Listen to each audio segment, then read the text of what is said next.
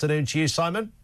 Good afternoon. It's good to be with you. Good to be with you. It's not quite Christmas week, is it? But it's the week before Christmas week, so it sort of feels a little bit like Christmas week. Yeah, absolutely. It's getting there, isn't it? We're starting to get very festive. There's no doubt about that. No doubt. I was expecting you to have a Christmas jumper and a hat on at some point, Simon, but we'll let that slide for today. So listen, the Prime Minister has a surrender squad. That's the central allegation here, ready to drop Brexit for closer EU ties. It is claimed 100 civil servants have produced a team collectively to work on negotiations with Brussels to achieve a bid for this sort of Starmer reset that he's looking for. During his speech in Norway, he's abroad again, Simon. He's legged it to another country once more.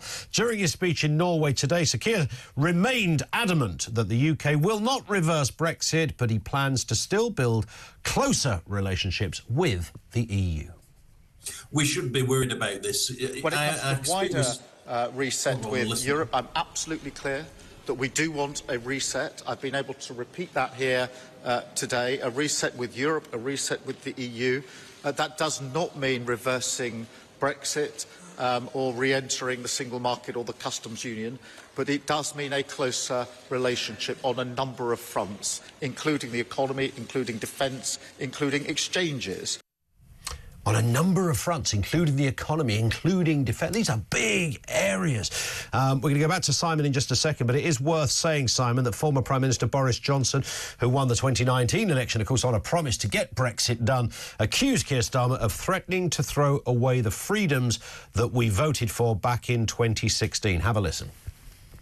So if you care at all about democracy or the economic salvation of Britain, then I urge you to fight, and fight again for the freedoms that people voted for in 2016 and which Keir Starmer is now threatening to throw away.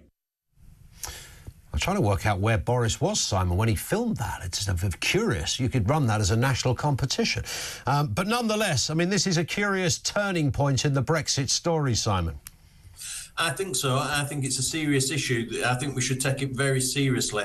I speak with some authority, having been in Parliament from 2010 to 2017. I observed Keir Starmer at close quarters. We went through the referendum. I have actually changed my mind on this. I voted to remain in the EU, just about, reluctantly, but voted to remain.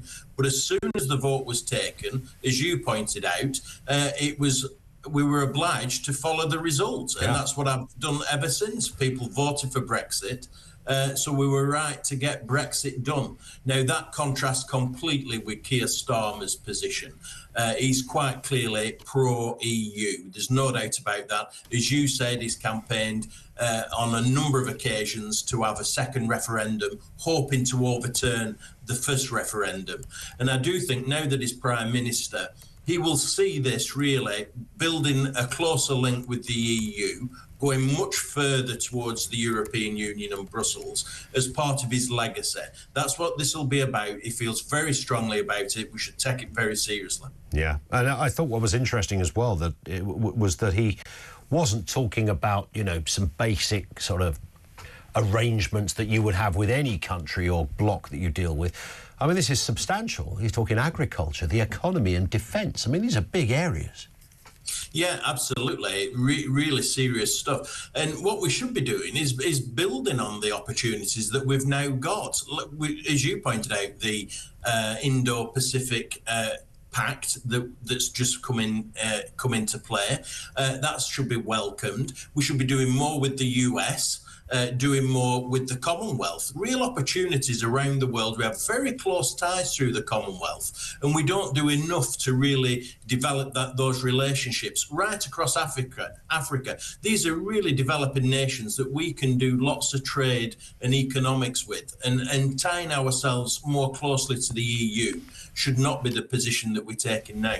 Indeed. Let's move to this story then. The Home Secretary refusing to be drawn on setting out a timetable, Simon, for cutting dangerous small boat crossings. Yvette Cooper, speaking yesterday, agreed that the current levels of channel crossings are dangerously high, but instead of giving a date, she said border security is one of the foundational issues. Let's have a listen.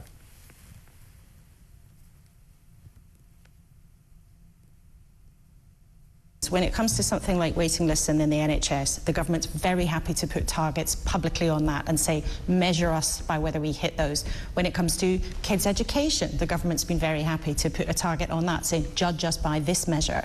When it comes to this issue, you won't give us a yardstick by when we could know when people can actually expect there'll be a significant difference. Why not? Because it makes it feel like it's not a priority to the government in the way that some other issues are. Well, quite the opposite. We've made clear that the border security is actually one of the foundational issues before you even get to any of the missions. Well, there it is. It's one of the core issues, but it doesn't feel like that. In fact, I'm going to call it out, Simon. It isn't clearly a big issue. Otherwise, it would be up there. They would be doing something about it. And as Koonsberg pointed out in that interview, but Labour love a target. They don't shy away from a target in any other walk of life apart from this one. Yeah, absolutely. They've no intention of tackling this issue, have they? 34,000 people have come over in small boats, illegal immigrants, during the course of this year, and the busiest December on record. They're spending more on hotels. They put more money into that. I would argue that they have a strong open borders policy, and it's just not sustainable. The country cannot sustain these types of people coming into the country in the way that they are doing. Do you sense then that, I mean, bearing in mind Keir Starmer and Cooper, whenever they're challenged on this, usually just default to this, you know, smash the gangs line. You know, we're going to smash the gangs, smash the gangs. And they can't help saying it. And, you know, everybody knows the gangs need smashing. That's a given. Work on that has been long underway. But in terms of the actual coalface of the problem, people coming over in boats, by the hundred, even in December, you know, we've seen record numbers this last 7 days for winter crossings. It's not in the DNA, is it, of the Labour Party? They don't feel this. They don't sense it.